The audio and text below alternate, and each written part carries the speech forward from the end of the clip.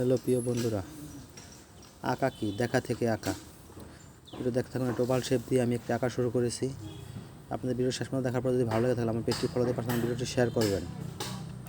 তো আঁকা হলো কি দেখা থেকে আঁকা। এখানে আমি একটা ওভাল শেপ দিয়ে একটি সামুদ্রিক কাঁকড়া আঁকার চেষ্টা করছি, যা আমি একটি ক্যালেন্ডারে দেখতে পেয়েছি, দেখে আমার কাছে ভালো লেগেছে।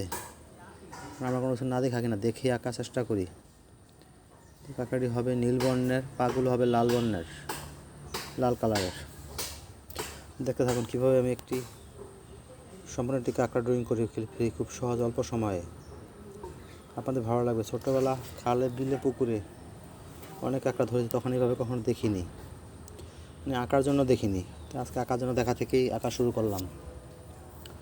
তো আমি এখানে চেষ্টা করে যাচ্ছি কাঁকড়াটি ক্যালেন্ডার যেরকম আছে ওরকম দিয়ে হয়। এখানে ব্যবহার করছি অয়েল প্যাস্টেল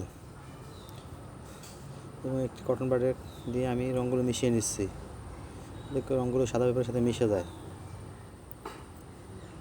একটু গাঢ় নীল দিয়ে নিচ্ছি। সামনের পা দুটি নীল বর্ণের, পিছনে আরও পা আছে, এগুলো কমলা এবং লাল দিয়ে আমি সাজাবো। এবং এই কাঁকড়াটা আমি দেখাবো যে এটা পানি বা জলের নিচে আছে, এরকম দেখাবো।